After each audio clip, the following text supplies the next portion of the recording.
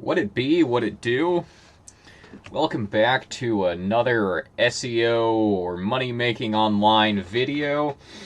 Today we're going to talk about 28-ish methods to make money online, and we're going to rank them in another definitive tier list as another iDubbbz kind of knockoff video. But first, a brief interlude, since a few people were asking in the Slack chat. I do have this video behind me, and this is the inside of this box truck, if that's something that you want to see. Let's see. There's an area over here. You got stuff. You got more stuff. The flag. And you got more stuff over there, kind of storage. There's a couch behind me, and then I'm sitting in a chair at this desk area. So it looks pretty much the same as those pictures from the Slack chat not a few months ago, like a month ago, except it's a little bit cleaner and there's a little bit more stuff in here. Alright, but enough about that. Let's talk about some methods to make money online. In general, we have a few different kinds of categories of things, sort of loosely. We'll try to group them together a little bit. You got some things that are more like kind of passive advertisements, things like banner ads and so on. Then you also have some stuff that's more like kind of contract-based things. So things like content writing or like web development or just random sort of VA work. Then there's also some kind of more specific stuff that's a little more either specialized or technical, like software as a service type things, or kind of specific SEO type subtasks and so on. So let's go ahead and get started with some of the more kinds of the classic sorts of internet marketing that people think of when they think of internet marketing.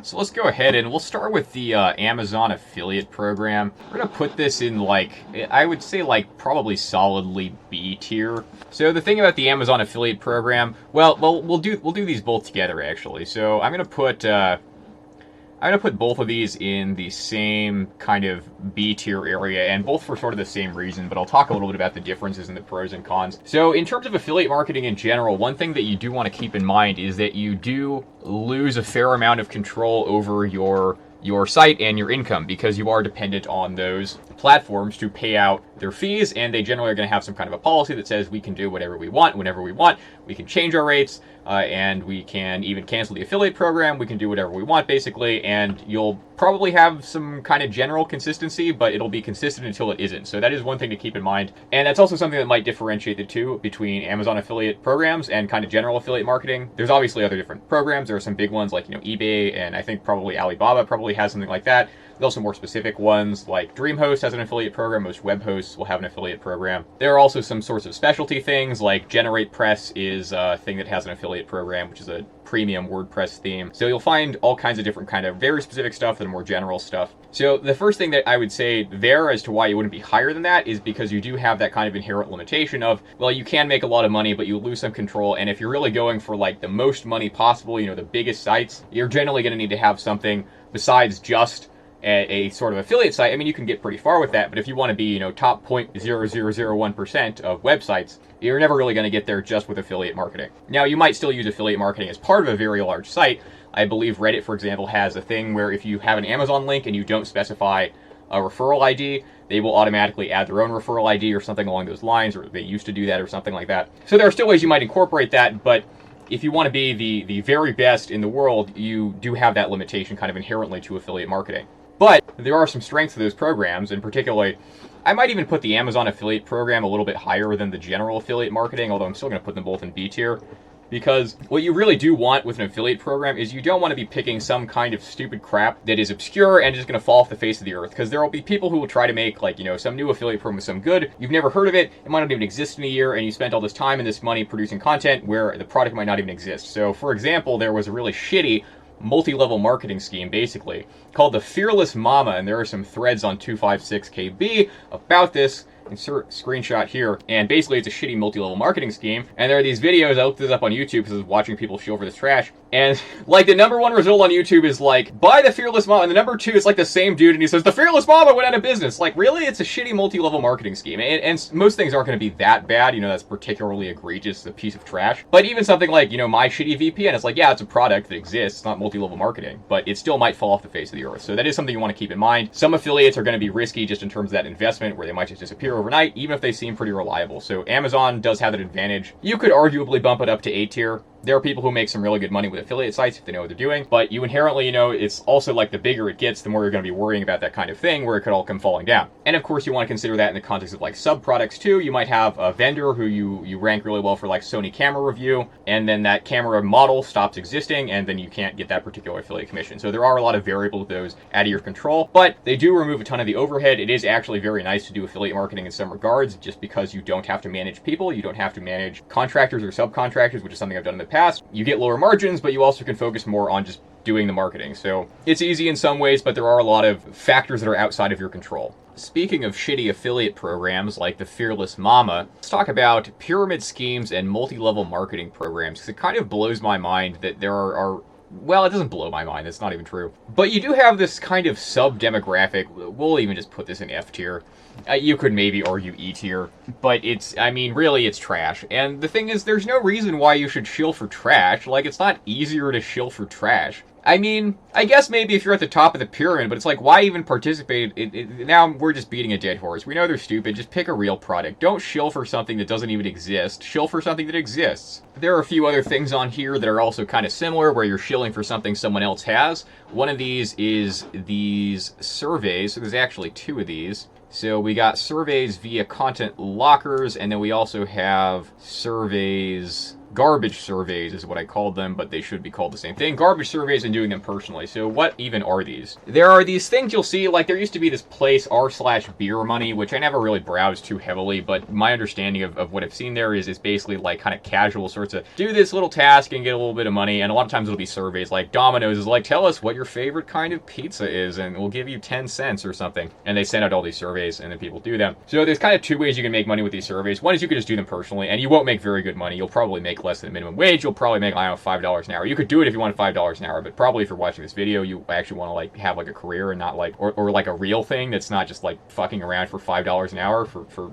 doing Domino's pizza surveys. But there is also a thing you can do where you have basically an affiliate program with the surveys where you get people to fill out surveys, and then you get the money that they would pay them, but they pay it to you because you got them to fill the survey out. And you're basically like getting people to take the survey for Domino's, and Domino's pays you, and you're the middleman between connecting surveys to people and then data to Domino's. And what you can use is what's called a content locker, and the way a content locker works is maybe you write an ebook and you say free ebook download, but you have to complete this Domino's pizza survey. So everyone who downloads the ebook and does the survey, they get 10 cents, or you get 10 cents, or you get 25 cents. They don't get anything. They get the ebook. So you make them do the survey to get something, usually some kind of intangible good, and then you get the money they would get from doing the survey. So then you can do that kind of passively. You could rank for like, I don't know, best free ebook or something, and then people download it, they take the survey, you get the money, and you kind of do the same thing. It's kind of an affiliate sort of a thing. So where should we actually put these on this sort of tier list? Well, we'll do garbage surveys first. Let's put them, I call them garbage, but the thing is, as I said, I said $5 an hour you could probably make doing this. And like, the thing is, really, like, that's not like the worst thing on this list. I was gonna say maybe E tier, but I think even D tier, like, you can actually make money doing these, and I'm not shilling for them. Like, I don't think it's the best way to make money, but you can make money doing these. I wouldn't recommend it as a career, but it's possible to do.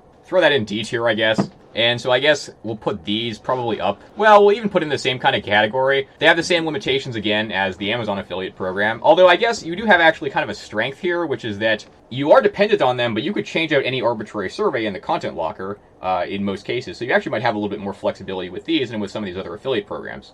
So you could arguably even say that they could even go a little bit higher than these, although I do think they're also maybe a little bit more situational than some of these other ones, and you might have to be a little bit more creative. But I guess that is also the advantage, that if other people aren't creative, you can do something that's a little more creative and get some money. One thing that I saw people do, and this actually was like pretty black hat, is they would rank for these terms like Clash of Clans hack, or like shitty video game hack. The other video, I think, goes and shows a scholarship link building scheme by someone who's doing Clash of Clans hacks. And basically what you do for this shitty Clash of Clans hack money-making scheme, it's kind of dead now, is that you would make a site and you'd rank for Clash of Clans hack, or like free gem download for like War of Tanks, or like, or what is it, Raid Shadow Legends, or whatever stupid trash people are playing on their telephones now. And then you wouldn't have a real hack, but you'd say, fill out this form, you'd make the form look super legit, and you'd say, click download to get the gems, or the gem hack. and then it takes you to the Domino's pizza survey, and you fill it out, and there's no hack, so you just redirect to another pizza survey, and you just keep redirecting them to a new pizza survey, and they just keep sitting there filling out these pizza fucking hacks, or forms, because they took all the time to fill the form out, they're like, fuck it, I'll just do the pizza survey, then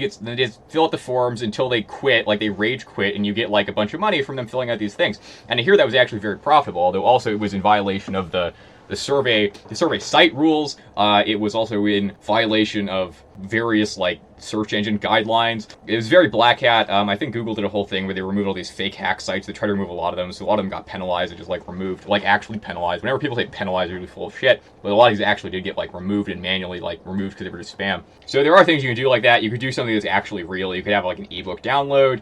You could have some kind of like flash game, maybe, where you have to do the survey to play the flash game or something. You could do a number of different things. You could get creative. I think if you're creative, these could even be better than like a general affiliate program. But I think that they're also probably kind of situational. Like, I think there's probably a smaller total pool of money people are throwing at these surveys than there are at like just the entire set of everything that is a product you can do marketing for. So it might be kind of limited in terms of maybe scaling that and how many surveys are available. That's probably not even true. It's probably really an issue of you probably have to figure out something a little bit more unique, and then how to get the traffic there. Because normally with a product review site, you just rank for product review terms. But with a content locker, you'd have to be a little bit more clever, I suppose.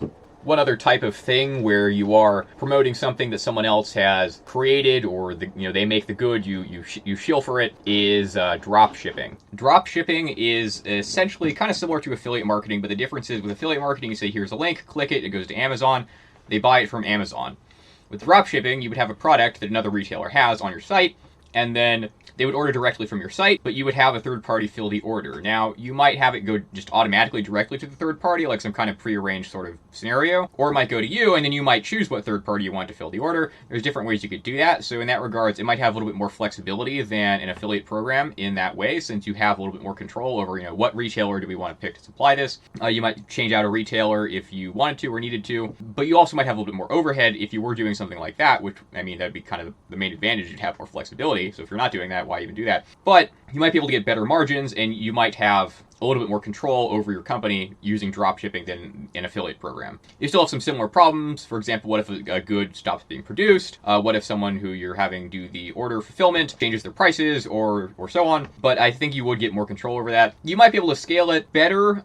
You might, if you got large enough. I mean, essentially, if you at a certain point, I mean, you can think of like a grocery store almost as drop shipping groceries. I mean, kind of. But at a certain point, the point being, if you get large enough, you could get bulk orders of things and then, fill them that way or something like that. You might have a little more flexibility, and you might even do it a little bit more kind of a combination of drop shipping and something like flipping things just in general. And you might be able to get better margins out of that. It would be more overhead, so that's kind of your trade-off there. I'd put it in B tier. I think it's a little less common, but you do have some advantages there, as well as more work to deal with. And one final way that you can make money without producing your own goods that actually does require a little more direct kind of overhead and management compared to these other affiliate and dropshipping type things is flipping goods. So I almost want to put this in A tier because I think personally it would be more interesting, but I think you could make the argument that it would be in either one of these. I think that it might be harder to scale in some regards in that it would have the problem that you do have to go find the goods and you have to go find buyers, and it would probably be something a little bit more similar to like, going on Craigslist, trying to find good deals, trying to maybe kind of restore things. You're almost kind of getting into more of a trade, like carpentry, like get a broken table, fix it, and then flip that. I saw a concept recently where you can get like return pallets. Like if you return something to a store, like Home Depot, Amazon, a lot of times they'll just sell it to a liquidator, and then the liquidator will have just piles of crap, much of which is going to be in factory condition, basically. They're just returned. And you can buy, a large kind of bulk pallet of assorted sorts of returned goods, and you could go find what's good, what isn't good, maybe flip that on Craigslist. I think that would be, I think you would have way, way better margins. I mean, I don't really think you would have better margins. I know that you would have better margins with that if you did it correctly, compared to like affiliate marketing, where your margins, I mean, a 10% affiliate margin is, 10% of the revenue being the profit to you. I mean, that's pretty high. That would be very high even. For Amazon, I mean, you're usually looking at like 3 to 5%, maybe even lower than that for some things. Some affiliate stuff, it'll be like they'll have a recurring kind of subscription, and you get like, the first month or whatever, it goes to you, and then as long as they can retain them, they keep getting the money. That's kind of how they make their money with those. It kind of depends. Like web hosting will do stuff like that a lot of times. You might get like half the first year or the first year as commission to you. But with flipping goods, you do really have a lot more flexibility over what you charge, what the prices are, and you also can potentially do things like fix things up if you have it physically in front of you, where you could get far more than that. I mean, I'd say in a lot of cases you could buy something and get like double the amount that you paid for, as it'd be like 100% profit margin. It would obviously depend, but if you're flipping professionally, you're going to run into goods where you are in fact doubling, or maybe more in some cases, how much you paid for it. You might also run into crap that you can't sell and that you don't actually make anything on, but if you average it out, your margin is going to be a lot higher than doing affiliate marketing or dropshipping. Comparatively, of course, it has a lot more overhead. I think it's more interesting as a business venture than the other ones, but I think it's kind of interesting if you were to do it as something, well, I guess if you were to combine it with something like, carpentry or something, where you're improving or fixing stuff up and then flipping that. I think you could make good money from that, but that's almost kind of a tangent from internet marketing in that regard. I think you could get up to 6 figures flipping goods pretty easily. I think you might run into some barriers at that point where it's kind of hard to scale. Like if you're selling, if you're just trying to post everything you're trying to flip on Craigslist, you're going to run into things like, rate limits and so on. If you get like a physical storefront, then you have to have a physical storefront. And then if you want to expand that, you're going to have to get another physical storefront, another location, and things like that. So I think I think you're going to run into scaling issues. I think one of the main appeals of internet marketing is that it's scalable. At least that's the idea. It's digital. You make it bigger, and you just scale directly. Like that's the whole point. It's the whole point of internet marketing. But I think with flipping, you would run into that barrier. I think you could get up to 6 figures. I think that's a pretty comfortable income, obviously. But if you wanted to be the best of the best, I think flipping would have limitations there. So for that same reason, I'm going to put it in this tier. Almost the same kind of reason. There's something that's going to stop you from being like the very best doing any of these things in B tier. But you could get up to a lot of money with any of these things. They're all totally fine ways to make money. And for kind of the same reason, I'm going to kind of sort Craigslist in here with flipping goods. You can use it for other things. You could use it just purely for flipping goods, but you can also advertise other things like sorts of, in-person services. But there are also kind of contract-based services, things like content writing and so on, that you could potentially advertise on Craigslist. Things like web development, you can also advertise on Craigslist. So this can be kind of more like a method than a full-time. Well, you could do flipping full-time with Craigslist, kind of consider the same thing. But you can also kind of consider it as a sub-method of some of these other ones on here, some of these contract-based ones. So we're gonna group it in there with B tier. It would depend on what exactly you're using it for. Similarly to garbage surveys, parentheses personally, we have MTurk and microtasks. Surveys, you do a small task, you get a little bit of money, and there's other kinds of sorts of things you might see on a place like r/beermoney. MTurk is a microtask platform. So basically the way MTurk works is you make an account, go on it, and there's a whole list of different things that you can do. Surveys are on MTurk. That's one place you can find surveys. There are also things like, there's actually a ton of surveys from like universities and shit. There's also stuff like transcribing audio or transcribing, the text in a video with audio over it. There are some writing tasks. I think the writing tasks on there actually pay better than pretty much everything else, although you have to get like certain approvals generally to do approvals from the people posting them. MTurk is also a pretty good platform if you need to post microtasks. Like if you have content writing, you can actually get pretty decent content writing from MTurk. It would actually be interesting to see, like if you made an article, you could probably get like comments to reply to the article from MTurk. You might not be able to get them to do it directly, but you could get like a bunch of kind of farmed out sort of replies to get more content on that page. Is one thing you could do that pretty easily. You could even do full articles. You would probably have to screen people a little bit because there's some people on there that are really, really shitty. But it is actually a really good platform to post things on too. I like it more than Upwork or Fiverr for a lot of cases, just for posting.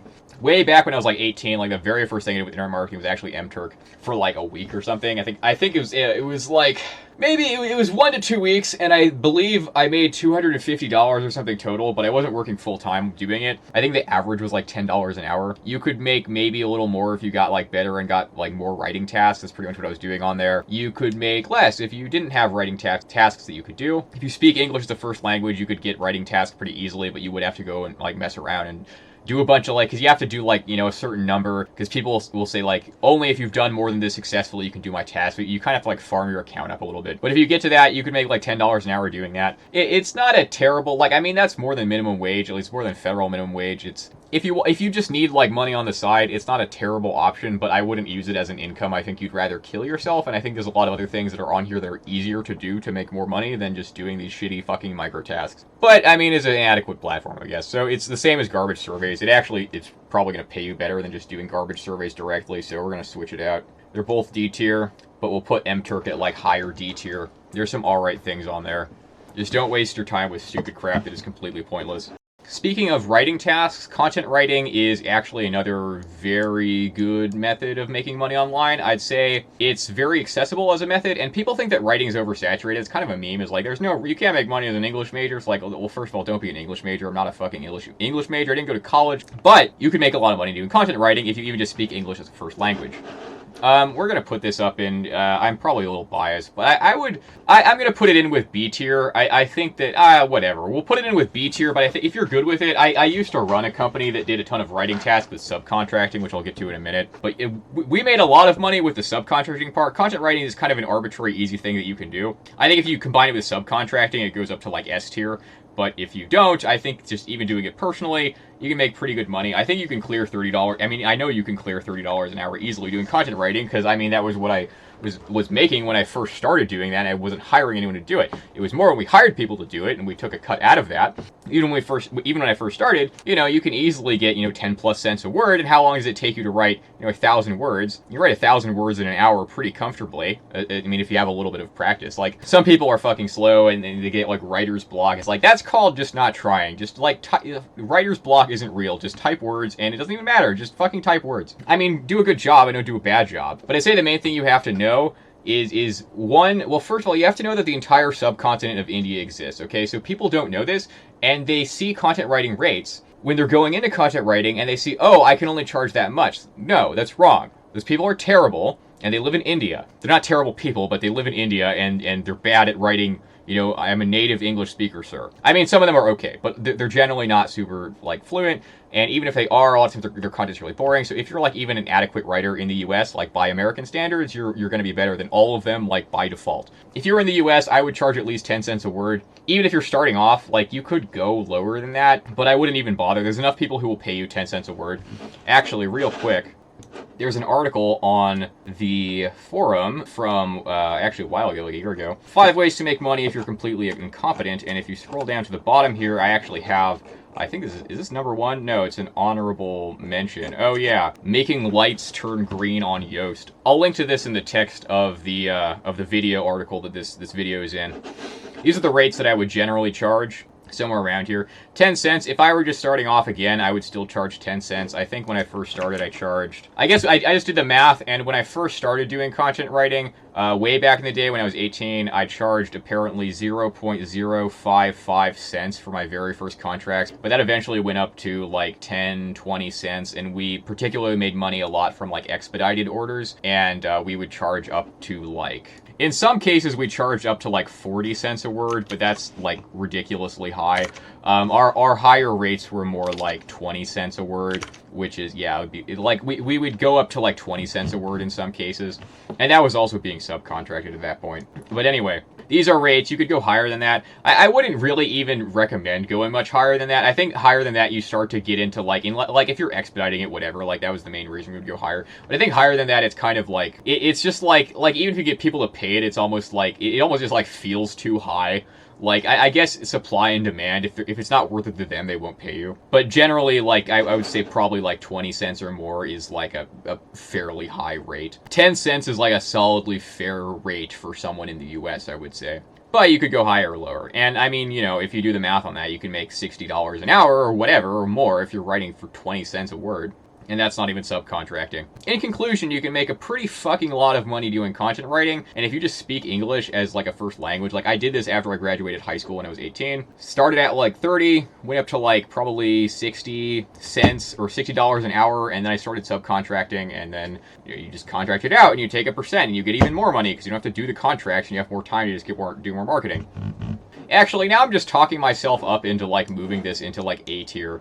Actually, yeah, like, fuck all these things. I'm biased because I ran this fucking writing company for a long-ass time. I think most people who art me would put it down in B tier, but I'm gonna put it in fucking A tier, because it's very solid, and it's very low skill, honestly. Like, if you're in the US, this is just, fuck whatever you were gonna do, just do this, and then what you should do is combine it with the second part here, which is subcontracting. Okay, what is subcontracting? The answer, it's not self-explanatory. What if I could click things? And this is S tier. Subcontracting is not specific to any particular service, but what you do is, okay, you find a client, you say, hello, pay me 10 cents a word for this project, $100. Then you say, okay, I got $100. I have to complete it by this date or whatever. Then you go and you find another writer and you say, I'll pay $50 to do this. And then they say yes or no or whatever. Maybe you negotiate with them. But usually, if you know what you're doing, they usually won't even negotiate with you that much. As long as you offer them something pretty reasonable and you're, like, good at, like, negotiating with people, they generally won't even, like, negotiate back very hard. Unless you give them, like, a fucking garbage offer.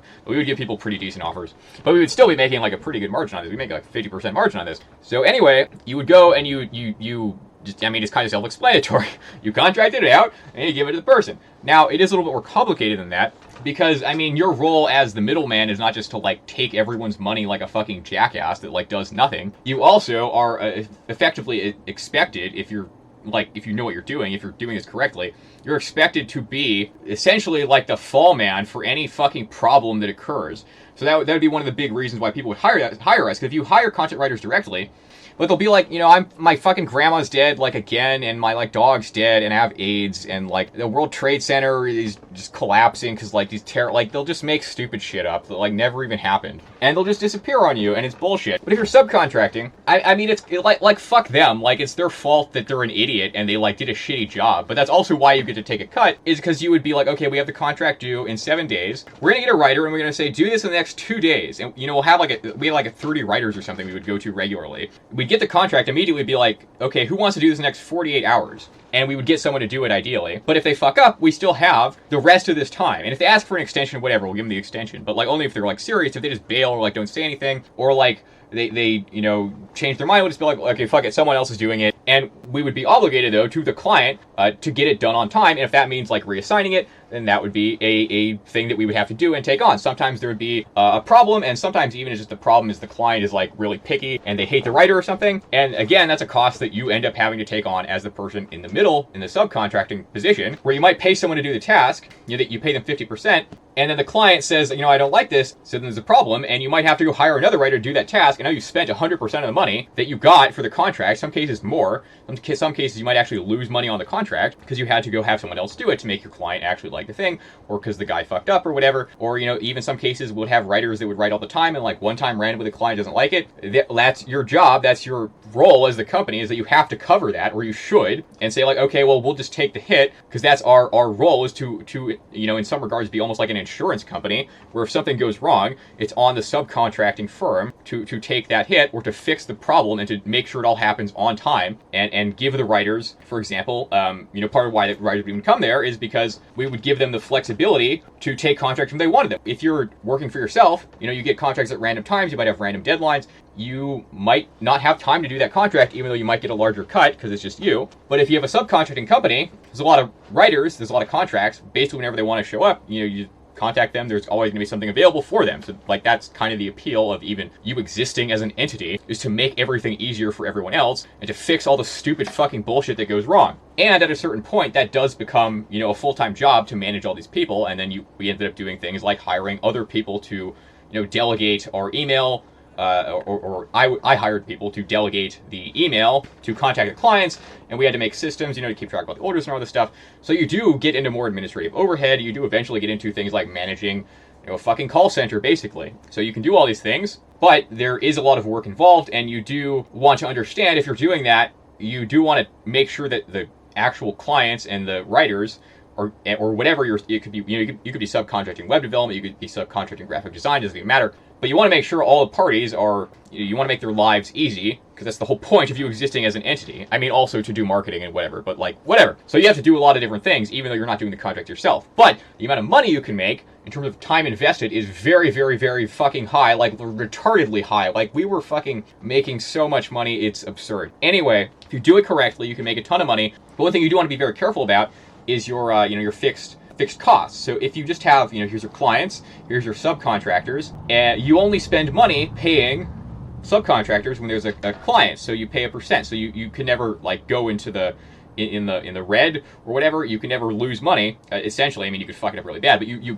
basically never do that if you don't have any employees. You just only do it then. So that's very solid. You want to be very careful if you get to a point where you hire employees to do like customer service. You want to be very careful about noticing how that fixed cost can impact you over time. Like if you have something that's seasonal, where it's like, you make X dollars monthly, but there's 1 month where you make half of that, but you have the same fixed cost because you're staffing a call center 24/7 or whatever. That's going to cut into your margins a ton during that 1 month, and you could even lose money if you fuck it up. So you do want to pay very close attention to fixed costs if you do any kind of subcontracting work, or that's your job, is that you subcontract out shit. But with all that said, it's a fucking S-tier method of making money online. I used to do this for like 7 years or something. That company was excellent. That's what I did before I did this company. Basically, it's probably one of the best methods on this list. It's very accessible. It's kind of self-explanatory. You'll run into a lot of problems that like aren't obvious at face value, but if you do that enough, you'll figure out how to, make your systems more efficient, how to have, automatic kind of management of things, how to keep track of these giant pools of people you're fucking dealing with and all this other stupid crap, how to account for problems in advance before they even come up, all these other sorts of things.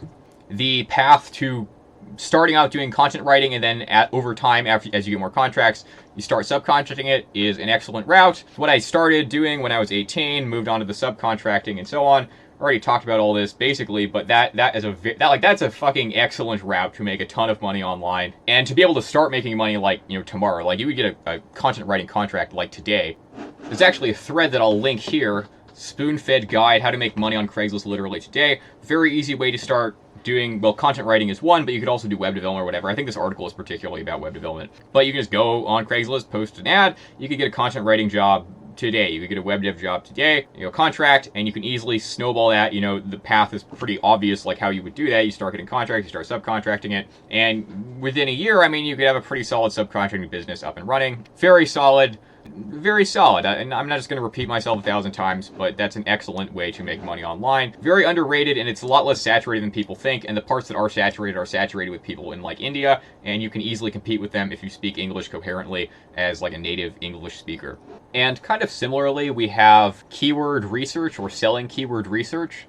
Now, this is pretty conceptually similar to content writing in that you get contracts and you complete them, and then optionally you could add a subcontracting element there and do the things that were just discussed. The only real difference is that, one, you are going to have a little bit more of a specialty kind of a skill. So if you don't already know how to do keyword research, if you haven't already, for example, run an affiliate site, it's going to be kind of hard to just get into keyword research completely from scratch if you've never done any internet marketing compared to content writing, which if you went to a school in the US or like can read English characters, you'd probably do content writing. I would say in terms of how much money you could make is probably about the same. You might have a smaller total number of people who are interested in buying keyword research, but you also might have, fewer people selling it, so kind of supply and demand kind of solves itself. I would say it's effectively identical to content writing in most or many regards in that way. There's not that much else to add. If you know how to do keyword research effectively or correctly, and you should watch our keyword research guide that I'll link here, or in the comments below, or in the article below, or the whatever, if you want to learn more about keyword research. But if you know how to do that, I'd say that in terms of kind of a similar sort of venture, get contracts, sell them,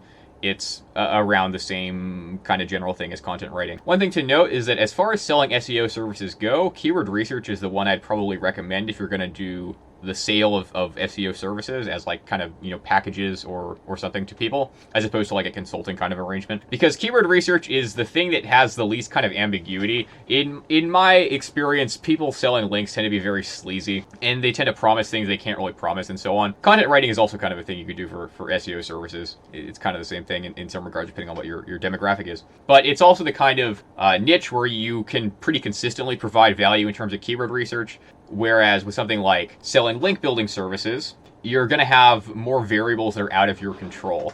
So with that said, we're going to go ahead and we're going to group link building services. And I think the thing is, with link building services, where you put these is going to kind of depend on what you might call like almost your personal sort of code of ethics. If you're fine with, you sell the links and, you It's not your job to make the people rank. You just sell what you said you would sell. It's their job to understand SEO, which a lot of people don't. You probably should know that. Like, you probably do know that if you're selling links. A lot of people who are buying them don't know what the fuck they're doing, and they're just going to lose their money. And, maybe you could say that's your fault. Maybe you could say it's not your fault, and they should have known, and they should have known what they were getting into. But I think in some regards, a lot of people selling links are kind of, ripping people off, like, to arguably knowingly. So in that regard, you could put it lower, but you could also put it higher if, like, you just care about, like, your raw profit. In terms of the profitability of this, I would put it in the same tier as any of these three things. I think that they're sleazier. I think they're sleazier than selling either of these other two things because there's so much subjectivity. But if we're just ranking by how easy it is to get money and how viable it is to scale these things, I'd put them in the same sort of category with these things. Although in general, you could run them more cleanly, I guess. But really, the people who are trying to make money selling links, they tend to be sort of just kind of like selling them. They just want the money. They don't really care about the client. It kind of depends on whether or not you think that's sleazy or not. Next, let's talk about bug bounty programs. Now, this one's a little bit kind of strange. You wouldn't really think of this as internet marketing, but it is one thing that people will sometimes do to make money online. So basically how these work is that what you do is you go and you find bugs in generally like large websites or large tools, and you get some kind of a commission for fixing those bugs or for reporting that the bug exists, and then generally the developers are going to fix it. The thing about trying to find bugs for money is that if you're doing this, you probably have like a reasonably technical background where you know a fair amount about like web development or programming, or maybe you have like a pen testing background. And the thing is, the amount of money you could make doing bug bounty hunting is probably, you could probably make a few $1,000s a month. If you got really good, maybe, $4,000 or $5,000 a month, like if you were really good. But I don't think you would really make that much money necessarily. I think that would be like really good. I think in general, you would probably make like, maybe side money if you were a programmer. I wouldn't expect that if you were doing this, maybe a few $1,000s. I think $5,000 would be high. Like that would be a high estimate for people doing this. The thing, though, is if you have the skill set to be able to do this, you probably could just go make more money doing, like, basically any other possible thing.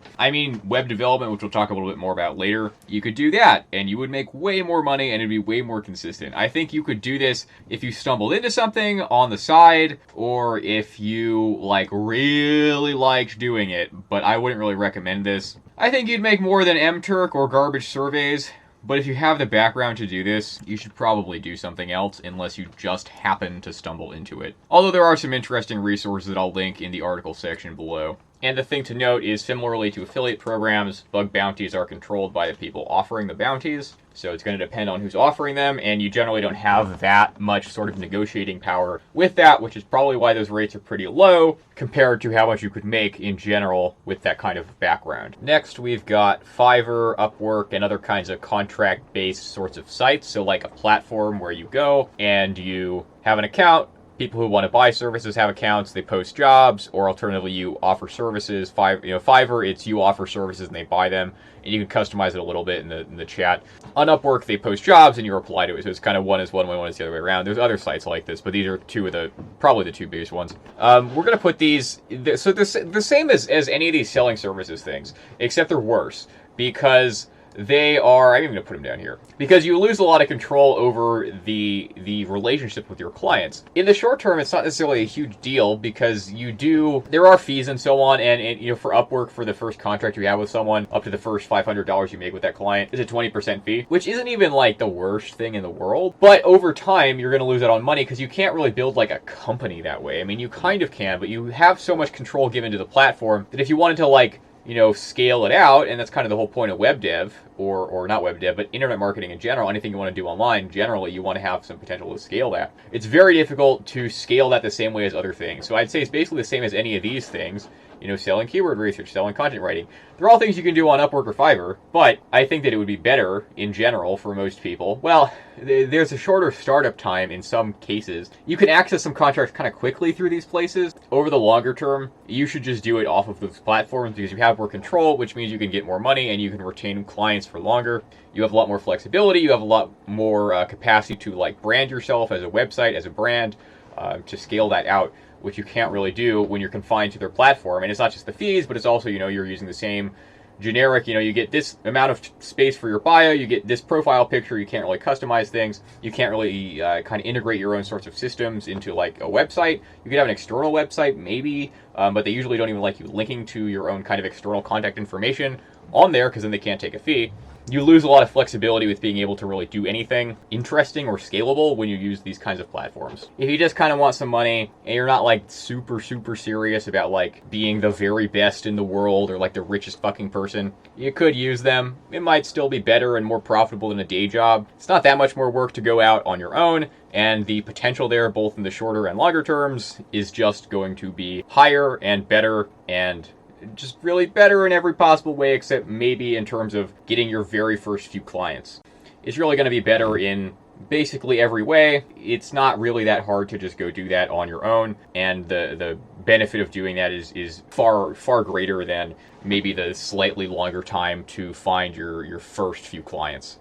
We got our homeboy telecommuting, which is kind of a way to make money online, so I threw this in here. This is, I'll put it here for now. This is a way that you might consider, I mean, it's kind of self-explanatory. You're working for a company, you're an employee, but you work from home. This is one thing to kind of think about, like if you're kind of just getting into this to start. If your goal is just to work from home, that is kind of in the same sort of category, but it isn't, you're not working for yourself. That is something you can consider. There are some people who do things like that. I think it's stupid because I don't like working for corporations, but if you wanted to do that, I mean, you're never going to make as much money working for someone else as you would working for yourself. That's kind of self-explanatory why that's true. Well, there's a lot of reasons. But you might consider it. I guess it's something to keep in mind. You can have a day job and work from home. Illegal scams. Illegal scams. I would even, so like ignoring the part where it's illegal and it's scams, I would put it in B tier, and actually for the same reason everything else. If you live in like Nigeria or somewhere where there's no laws and you could just get away with it, I mean, in terms of just the money, you could make money doing it. I think that like kind of your average scammer probably doesn't really even make that much money. There's some people who make a bunch of money, but that's also true of anything. I don't even think it's uniquely profitable, realistically, but I think it also has the same problem as all these other things in this category, which is, well, you kind of hit a point where you can't scale it as much as you would like because it's an illegal scam. So like, I mean, even like Al Capone or whatever, it's like eventually he got arrested, and how much money did he even have? Like, I don't know, let's find out. $100 million, according to this Google featured snippet, although that could be just a complete estimate. But still, it's like, that's Al Capone, and he made $100 million? It's a fair amount, and that's like the top tier of like illegal scams, and that guy was also murdering people, and you can actually get extradited for that, so it's not even just an illegal scam. I mean, realistically, how much are you going to scale your illegal scam? I mean, you can do advertisements on places, but eventually, they ban your domain, they ban whatever you... So you would probably end up just jumping around between domains and phone numbers and emails, and you could try to automate this shit, but it's like, really, like, if you're at the point where you're automating this entire process, like, why don't you just go automate something that's actually good and that's not an illegal scam? In terms of total amount of money you could make, it doesn't even really seem to be better than other things. I think people get baited into thinking that things that are illegal or risky are just necessarily more profitable. It's like, that's not even necessarily true. I don't know, there maybe in some cases, but in a lot of cases it's like, how much money are you making from robbing that liquor store? Like $40? Like, you made $40 and what? Like, congratulations. Like, that's not unachievable with like a regular thing that's not an illegal scam or robbing a liquor store with a fucking shotgun. You'd probably use a handgun. Usually you'd use a handgun to rob a liquor store. But where would you put robbing a liquor store? Wait, what kind of gun would you use? Leave the kind of gun you'd use to rob the liquor store in the comments. Anyway, I guess they're B tier. If you care that they're illegal scams, I guess put them in F tier, but whatever, that's not the point of this video. Next, let's talk about selling guest posts. Now, we're going to put these down in C tier for kind of a different reason from these other sorts of things. The thing about selling guest posts, so I'm not talking about like a link building service where you say, hey, we have relationships with these high quality sites, or we can get you a nice guest post. Those would be classified in with the link building services section. I'm talking more about like, maybe you just blog kind of for fun, and if you have a website that has any like non-trivial amount of authority or backlinks or whatever you want to call it, you're going to get people contacting you saying,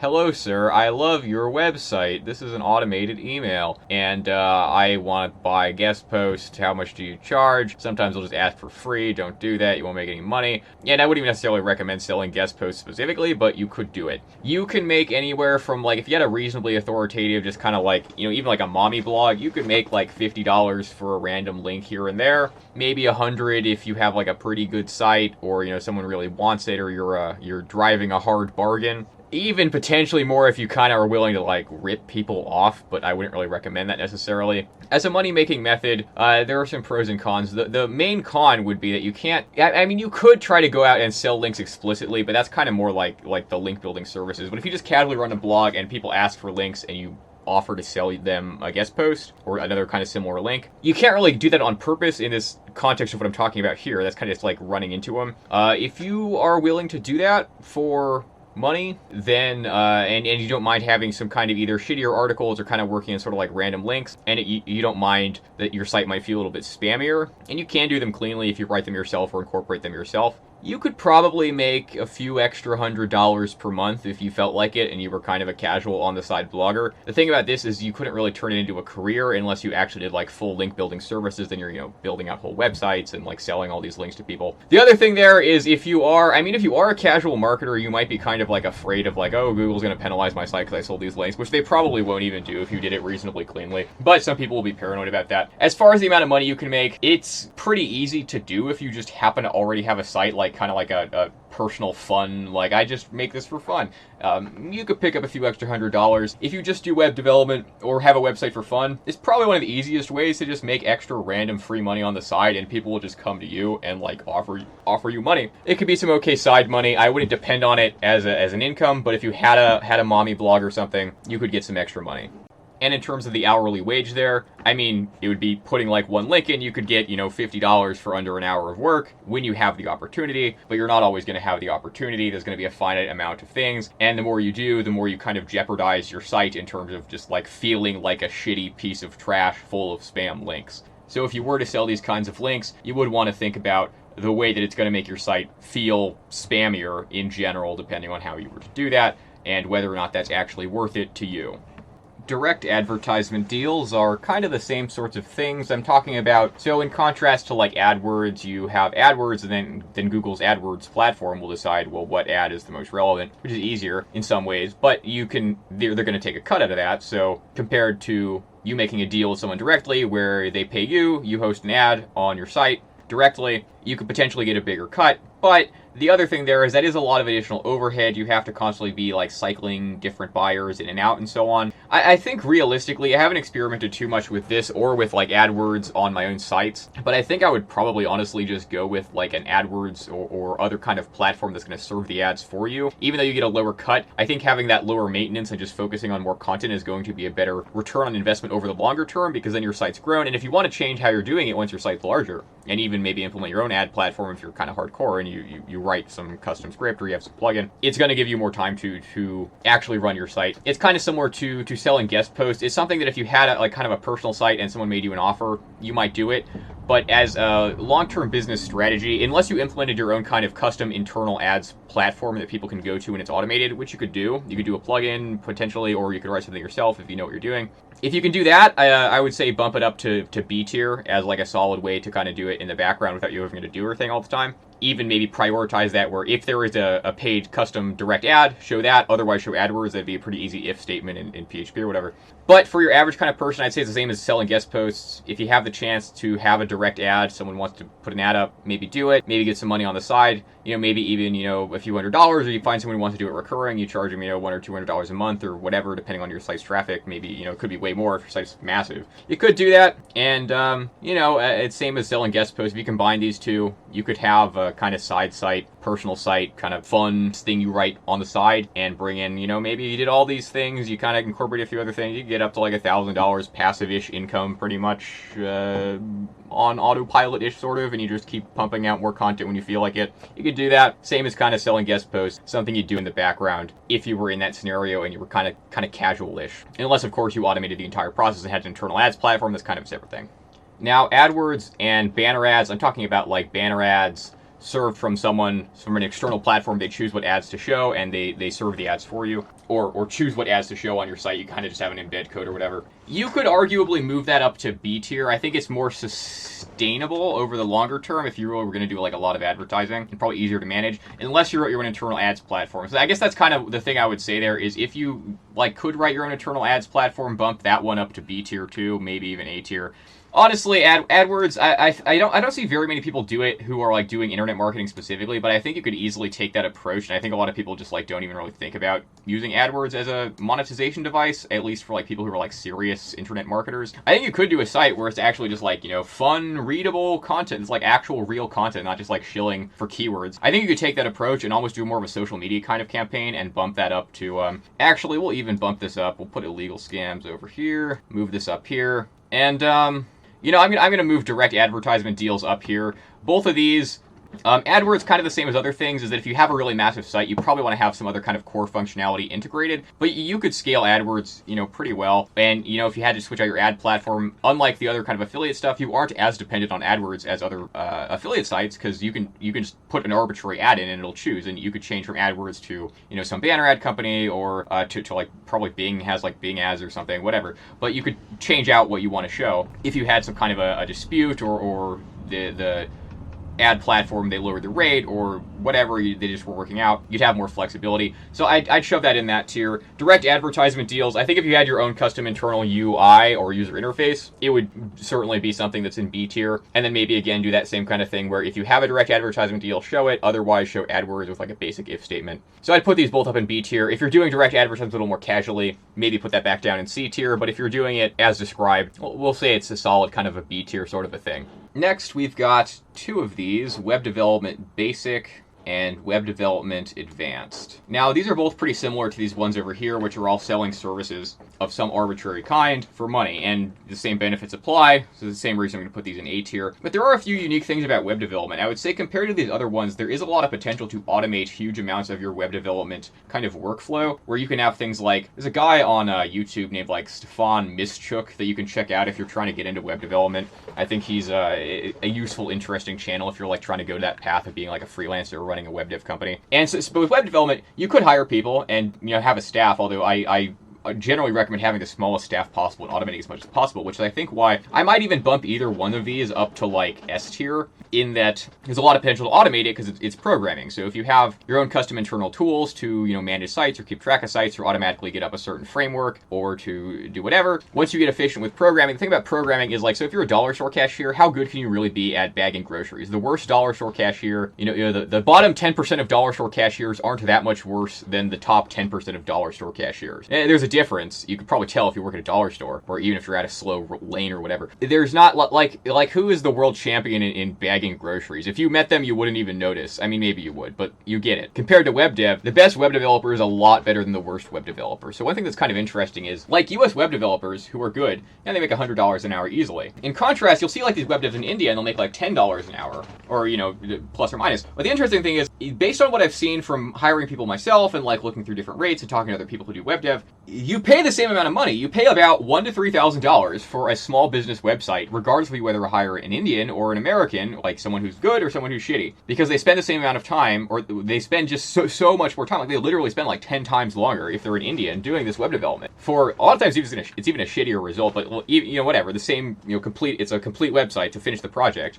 But they're just so much slower. Like, people who are good at web dev are just that much faster. It's kind of a meme in web development of rapid development, where that's your goal. You want to get things up quickly and efficiently, and you don't increase your money by charging more. You increase your money by figuring out how to work more efficiently and faster and automating parts of your workflow and so on and so forth. So with web development, I mean, honestly, I think it should be above, I think it should probably be above those. The content writing thing I'm biased towards because I actually did that, but if I were to start that company again, like a subcontracting company, I would start a web development subcontracting company. I actually like almost did this a while ago, but then I didn't because I didn't want to run another subcontracting company. I would even put these at high A tier. I would put these, we'll say, okay, here's high A tier, low A tier, and then like kind of questionable, sleazy A tier. But I'd put these higher because I think that you can scale those more easily in terms of automation and in just more potential for scaling in general. But then you also have the capacity to do that compared to other industries without having to rely on contractors and so on so much. Although you could automate a lot of things with keyword research or content writing if you are a programmer and you know what you're doing. But web development kind of inherently has that benefit just in that it's, you know, developing essentially software, it's developing a website.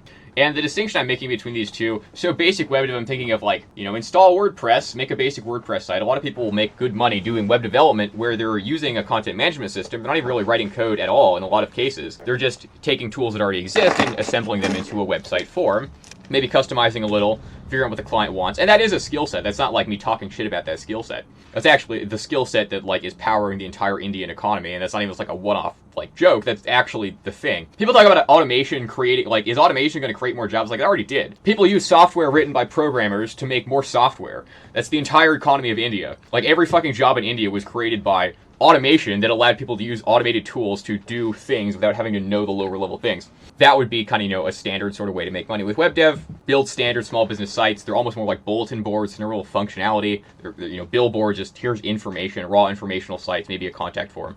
In contrast, advanced web development, most contracts are going to be for like basic sorts of, you know, a small business site, a school maybe, or whatever. Whereas there are really fancy, advanced, sophisticated sites. I don't think that working on those projects necessarily even makes you more money. They might, but they also are a lot more complicated. They need a lot more skill. And the thing is, you can get so efficient at making small business websites that I don't even think that you would make more money at all in general just by doing like really advanced web dev work. I mean, you can comfortably clear like $100 an hour. You charge $2,000 for a WordPress site. You made it in 10 hours. It's like $200. You know, if you do double that, 20. Still making $100 an hour. You know, if someone wants to hire you maybe like on retainer or like hourly to do some big fancy advanced project, are you gonna make that much money? Like maybe. But even like programmers who work for, you know, big five like tech companies, a lot of them don't even clear $100 an hour, which that's to be like, wow, you fucking peasant, only making $70 an hour, you fucking serf. But really though, that's something to consider, is that basic web dev is not to be underrated. There's so much that you can automate and such a good workflow that you can automate that I'd almost put this up in S tier. I'm tempted to. If you combine it with subcontracting, it's definitely S tier, but this is like A+ tier. Honestly, I would put it like advanced fancy web dev. If you're doing it personally for a project you're gonna profit off of, like, you know, the things that I do, because I'm gonna suck my own dick here, I think it's worth it if you're gonna do it to create a company for yourself. But if I were gonna be like a full-time web dev, I wouldn't really even be that interested in the advanced projects. I would be interested in automating the workflow for the basic ones. Also, if you're doing web development, you should always be charging a flat rate, and then that's based on how fast you can work. Don't say, you know, $100 an hour, then you get faster. It's like, well, that doesn't really help you, because then you're charging an hourly rate. You say $2,000, I'll get you the result you want, and I'll do it however I can do most efficiently. So that I listed some hourly rates in here, but your goal, you're actually billing, and when you're buying a site too, you should agree on a flat rate so that you get the money for the result if you're selling, and if you're buying, so that you're not dealing with people who are like, oh, it'll take like not that many hours, and it takes 1 trillion hours, and they're trying to rip you off or like fuck you around or just waste your time to get more hours or whatever. So always use flat rates for web development. Next, we've got virtual assistant work. Now, when I say virtual assistant, VA is a term you'll hear, or an abbreviation. I'm talking about things like kind of data entry online, or things like, you know, kind of like contract-based work, but it usually doesn't pay very well. Most of the time when people talk about virtual assistants, they're talking about people in like third-ish world countries, and they make like generally like $3 an hour. I think Upwork accidentally set that standard. It used to be lower as like just the general like standard for like the world, but like Upwork, you can't pay less than $3 an hour, so I think that kind of just trickled into everywhere else. Is that like $3 an hour is like the standard to pay a VA fucking anywhere. You can get them for $2 an hour sometimes more. They're usually pretty mediocre at doing things because they're making $2 or $3 an hour. But you do want to remember, US dollars, a US dollar in India can buy a lot more than a US dollar in the United States. People are like, oh, the people are being abused in the Nike factory. They're only making like a small amount of money in US dollars. Like, yes, but they weren't forced to work there. Fucking Ron Paul 2012. But like really though, the thing is like the amount you can buy with that is like $3 an hour in India. You wouldn't feel poor living on $3 an hour in India. You're solidly middle class in India making $3 an hour, because not only is labor cheaper, but like all the food is cheaper because the people who are producing the food make less US dollars per hour. So then your rent is cheaper. So your various commodities are cheaper, except things like iPhones or like branded goods, which really aren't affected by what country you're in terms of the price. And it's incidentally why like bootleg markets tend to be so big in countries where the US dollar is weaker, is because the cost of those goods isn't affected by the economy or by the currency conversion rate, but everything else is. But those particular goods you can only get by either paying a fucking ton of money in that economy, or by getting a bootleg goods. That's why bootleg goods are so expensive. Anyway, so the point is $3 an hour. So I think VA work is a solid choice if you're in like India and you want kind of just like sort of semi-consistent like random tasks for $3 an hour. Not terrible, like not a terrible option. If you're in the US, I don't think there are very many people hiring VAs. I mean, there's probably some, but at least in the internet marketing kind of community sort of, I don't think there are very many people hiring like American VAs. I think generally they would either automate things themselves if they're like pretty decent at like, you know, kind of scripting, or you hire a VA in like India for like $3 an hour and they generally do kind of mediocre, but a lot of times people don't really care. As an actual career, I think if you're in India, it's probably like C tier or maybe B tier. It's probably C tier if you're in India. In the US, if you can find someone who will pay you like $10 or $15 an hour, then I guess sure, why not? I don't know.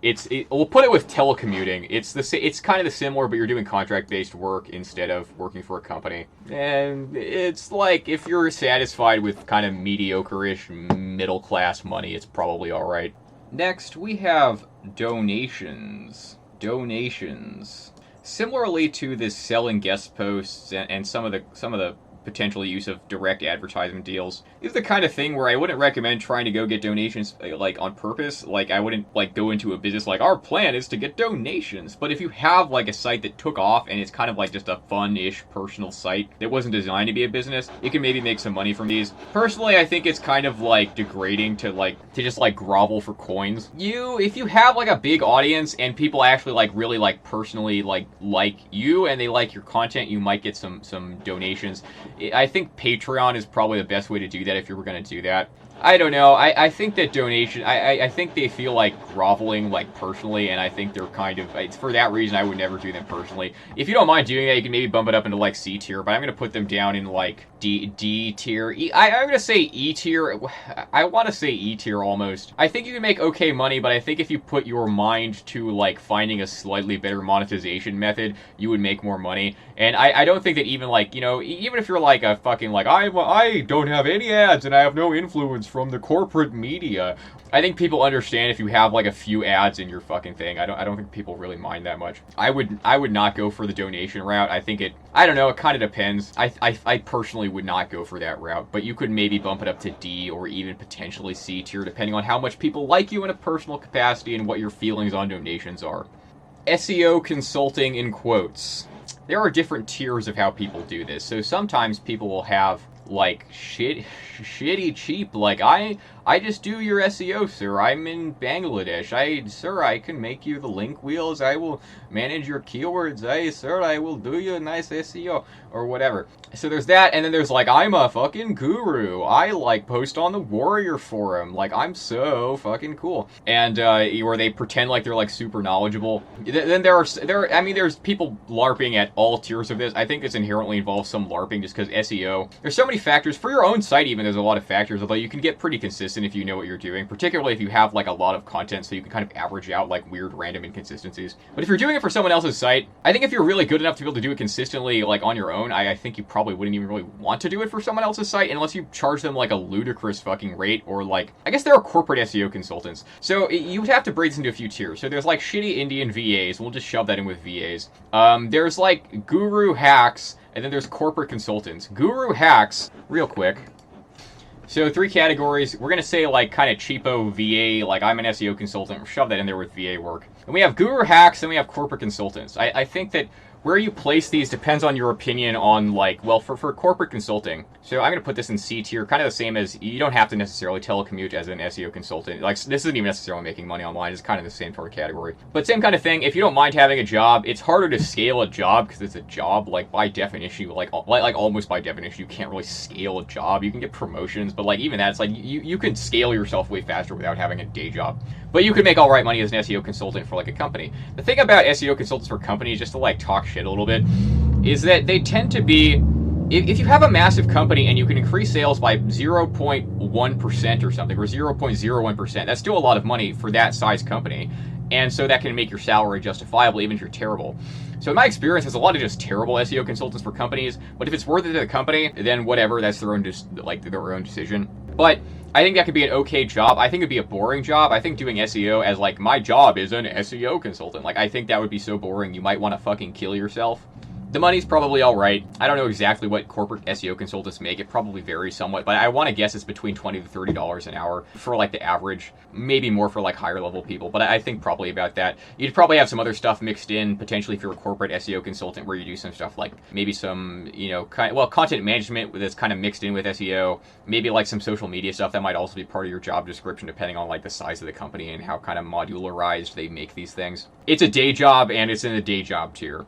Then we have SEO consulting for guru hacks. Now, I'd put this almost in the same category as link building services, except I think it would be more obnoxious to run. So I'm going to put it down in like move illegal scams. So these are like almost like modular packages of things you sell. Like I will give me X dollars, I'll give you Y content. Give me X dollars, I'll give you Y website. Give me X thing, I'll give you Y links, whatever. I'll give you Y keywords. SEO consulting is kind of inherently going to be like almost more of an ongoing sort of retainer type thing. Personally, I find that obnoxious to like, I'd rather have the modular tasks and then be able to, you can more easily manage it, you can more easily subcontract it, and again, subcontracting is S tier, as you know, so that does have that disadvantage. It could potentially be harder to scale that, but if you are like such a guru hack that you just like get people to think you're the best in the fucking world, but like if you did that, you could charge probably like, a bunch of money per hour. I know there are people out there who charge like retarded hourly rates for like SEO consulting where it's like, I don't even think you're like good. And by thinking, a lot of cases, like, I know you're not that good, because like there are some where it's like I've like heard of people that I've like somehow like a report that they like sent to a client like somehow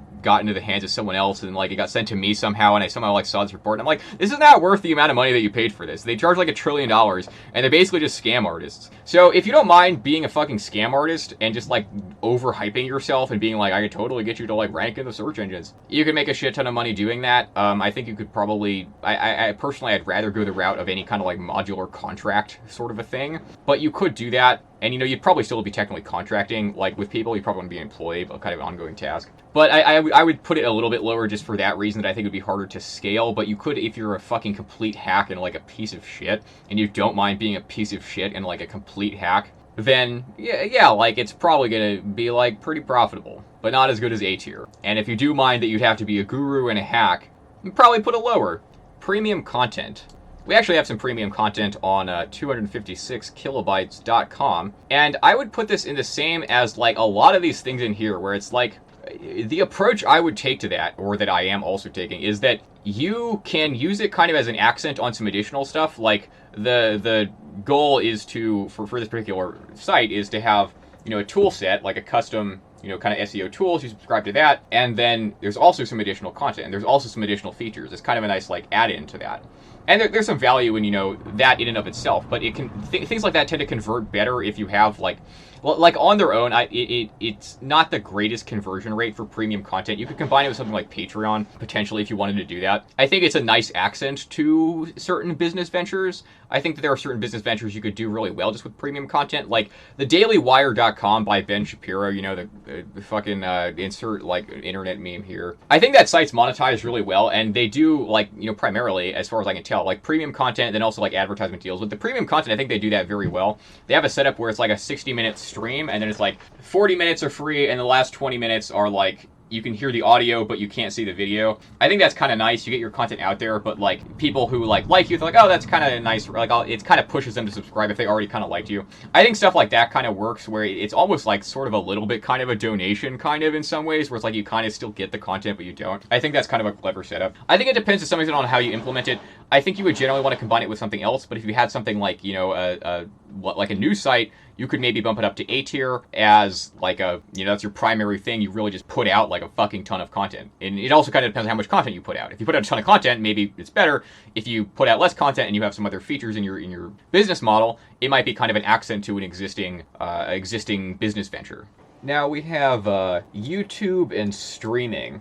As discussed with a few other ones, if you do make money on YouTube, posting on YouTube or posting on Twitch, similarly to a lot of other things, but actually, to an even more extent, you are subject to the rules of those platforms. They could, close your account with no reason because they don't like you, or they don't like your opinion, or they don't like your content, or they demonetize videos and things like that. So you do lose some control. That's the first thing right off the bat there. But you do have an advantage in that if you are on those platforms and I mean, it's probably one of the contexts where like just making good content really is to some extent all you really have to do. I mean, you probably want to blast some like social media stuff, like make good content, and probably start off by doing like, you know, some kind of Reddit campaign maybe, or Twitter, or trying to get something to go viral somewhere. But once you get like maybe an original burst from somewhere like that, the way the algorithm's set up, you should be able to get some decent traffic to videos just kind of from the platform functioning as a platform. So if you really just want to focus on making content, that might not be a bad option for you. And I know there are like some people who are really like that is just like what they like to do. They're not really into like micromanaging SEO or like staring at spreadsheets. Might be a good option. I think the amount of money you would make,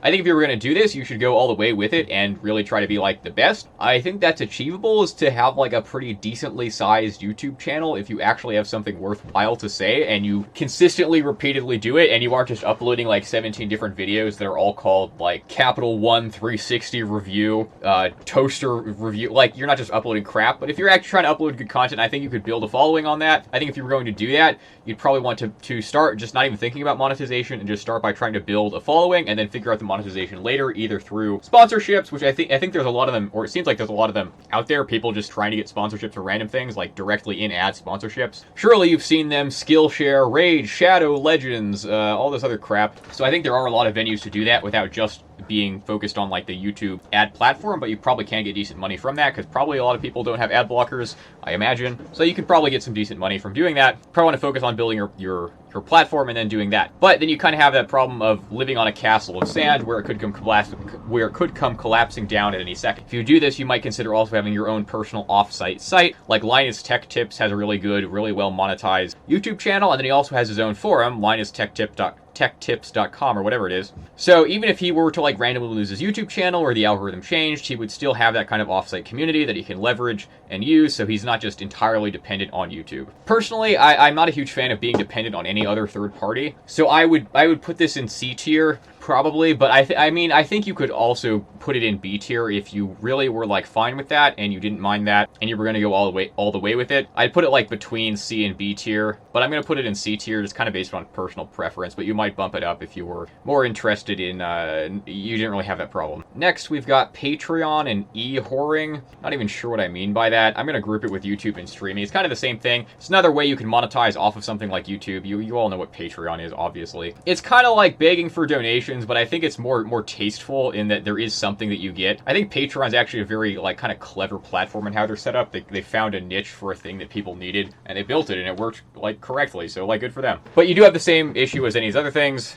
You do give some control to Patreon, they probably take some kind of a fee. But if you're doing YouTube type stuff, probably even use a Patreon account. I bet you would make some decent money from doing it. E-whoring, I don't even know what the fuck I mean by that. Being an attention whore on the internet. I don't know, whatever. It means nothing. E-whoring means nothing in this context. Just like, I don't know, using Patreon. That's what I'm defining e-whoring as. Finally, we have another S-tier money-making method, software as a service development, SaaS. This is like almost like kind of a little trendy lately, not even like lately, but also for good reason. And there's also not that many people doing it even because it's pretty technically complicated a lot of times. So for those of you who don't know, what you do is you make some software and you have like a subscription. So you say like, it's $100 a month, you get access to our data set, you get access to our custom tools. You know, they keep updating and refreshing with more data is one example. Or you have some kind of other thing that is a subscription to a piece of software. You have things like, data storage with like Google Drive or Google Sheets. You have account management with Google for Business or Google My Business or whatever it's called. Not the map listing, but there's a way to have like a bunch of accounts with the same like at your domain email, and they charge you like $5 a month per account. There's a lot of stuff like that. I'm going to put this in S tier for a few reasons, but first of all, the limitations. So one, is very technically complicated. Compared to anything else on this list, I would say it's more technically complicated than pretty much anything else. Maybe web development advanced could be a subcategory of that, but this is like you're getting paid to do it. Maybe these are probably these are like the most too technically complicated on here. Maybe some of the SEO stuff, maybe some of the other stuff. But it's technically complicated, and it's not just making a basic like, here's WordPress. Like, you're going to have to write custom code to really write any kind of interesting or useful piece of software as a service. And it's also pretty time consuming to write, because not only do you have to write it, but also in my experience personally, I would not really subscribe to like a tiny piece of like a tiny software as a service in general. Maybe if you had like a giant corporation where they already had an account with you, you might be able to do it, like an add-on or something. But if you're trying to start one from scratch, you're probably going to need to have something like pretty substantial and pretty, well designed to actually get some traction and take off with that. For example, this actually was the first video posted in a while, as I've been working on a number of additions to the 256 kilobytes tool set. There's a whole set of them. We'll even do a little preview here. This is what this might kind of look like. So you have, a number of different tools. This is on localhost. So you have to design your tools. So for example, in this particular case, this entire project, it requires, a number of things. One, you have to design the tools. You have to design also, user interface so it looks nice. You also have to handle things like billings and integrations, because one of the big strengths of having a software as a service is that it should be fully automated, ideally. Very, very minimal customer service, very minimal overhead. That's kind of the whole goal, because scalability, this is one of the main reasons why this is something that is in S tier, is that it's extremely scalable, and to a large extent, you don't even really need to either have staff or to have that much staff to run a software as a service. And I do know other people who run software as a service type things who, I know some people who have staffs, but I also know at least like one guy who has something kind of similar, like a software as a service type thing, but I don't think he even has a staff. There's different scales you can do this at, but there are a lot of things that you have to do. In this particular case, we have to go and get data, we have to make a user interface, we have to make sure everything works correctly, we have to make sure the payment processors work, we have to make sure that all the authentication and security works correctly. You want to have things like, a decent, just general marketing and SEO, so you want to have your, your kind of a landing page the same as any other site, so you have to design all these things. You generally want these things to look halfway decent, so in this particular case, we have to handle things like having, interactive charts and things where you're not just going to be able to take a plugin, like, WordPress, my instant software as a service. You might be able to get like somewhere looking around at plugins, but if you want something really custom and really useful that's actually worth subscribing to, you're going to require some amount of custom coding, which is a completely different category of thing from just installing WordPress. Anyway, that's enough of a preview of this. Anyway, overall, the reasons why I'd put software as a service as a marketing method or internet marketing method as being a very high tier there is that A, you have complete control over the project, B, it's extremely scalable, and then C, is scale partially a subpoint of B is that you have recurring income from the same clients. So your ability so you can scale that and get even more clients, but the other thing is that it scales in terms of you don't necessarily have to constantly be bringing in new clients, because you do have your recurring investments from your other clients, so that as long as you can retain your clients, then you can continue to make money from them. If you have the experience to do something like that, I'd say there's a good reason why it's one of the kind of trendier things that you see in a lot of sort of like sleek, hip tech companies. And I fucking hate like the sleek, hip. I'm a Silicon Valley developer. I'm like so cool. I'm not like a lot of that shit. Like a lot of startups are just bullshit. But you can implement software as a service type things in ways that are very successful, and they're not even just like stupid garbage. But if you implement something like a software as a service correctly, regardless of the fact that they are trendy with a bunch of hipsters in Silicon Valley, the potential for that to grow into a company that is not only profitable or very profitable, but also is extremely manageable and therefore more scalable and therefore has a lot lower overhead is extremely high. All right, so I think this is the definitive tier list. We've got subcontracting and software as a service type things in S tier. I'm of course biased towards both of those because I've been involved in both of those, but those are both very solid ways to make money. The subcontracting has an extremely low barrier to entry, so in that regard, it's a very good option for one of your first ventures on the internet. There's actually a discussion I had with Hash Brown in a thread somewhere on this forum about this, where he was saying that like subcontracting was bullshit and that like contract-based work is all bullshit. You should go read that thread. I'll even link it if I remember. But that's bullshit, and he's wrong, and you should do it anyway. The ability to scale that's very high. You do have to manage some kind of paperwork and deadlines and documents and spreadsheets and shit like that. But as long as you're willing to do that or learn how to do that, because you don't have to be that advanced to do like pretty solidly, although you can implement advanced scripting type stuff, you make a lot of money. I would highly recommend it as a first business venture opportunity in terms of internet marketing. Software as a service, trendy, good, requires a lot more skill, but if you know how to do it, there's a reason why it's extremely trendy. Down here in A tier, we've pretty much got everything that's like contract-based services. They're very solid and they're all very scalable via subcontracting. If you're not subcontracting, some of these could go up or down depending on how good you are, how much you like doing them, how good you are at finding clients, how much work you want to do. They do have the disadvantage if you don't subcontract that, you only have so many hours in a day, but you do always have the option to go that route, and you can decide, at any point, okay, now I'm going to go that route. I'm bored now. We're going going to go do that. So you do have that option at any point. So for that reason, I'd put these all higher. The things down here are mostly things where you have some kind of dependency or some kind of limitation that kind of blocks you from continuing up to like the very top heights of like money on the internet. You can make, you know, 6 figures, even 7 figures from some of these things. I mean, maybe if you're like really good, you can make like $1 billion, trillion fucking dollars. But in general, if you want to be like the very best of the best, these do all have some kind of limitation of some sort. A lot of them are things you can integrate into a bigger site, but they do have some limitations as just being the only way of monetizing. Down here, we have kind of like, you know, jobs, like day jobs, not scalable at all, but, you know, okay money if you find an okay job. Weird situational things, shittier versions of contracting. Again, things with like even more dependencies, just a little bit lower than that, arguably up here, but again, you know, just more dependencies on other third parties that can really, you know, potentially make everything come crashing down, or even just the fact that that's just over your head the entire time is something that it also affects your decision making, just having to think about that. So there are some limitations there. And then kind of things that are on the side, actually. Let's move this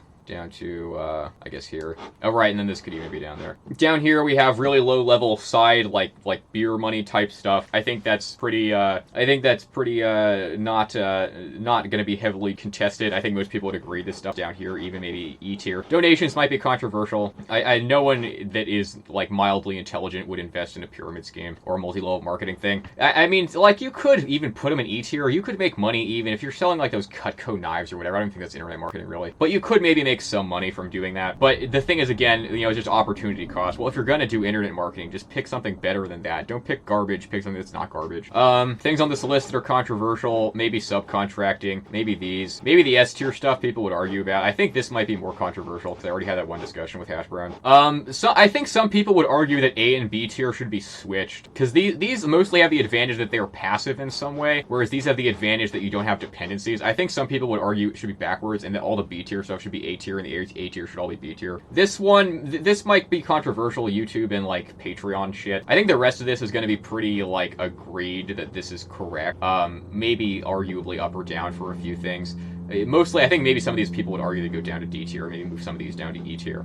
But I think most people would agree, like who do internet marketing, this is probably about correct. Yeah, I think that this is all correct.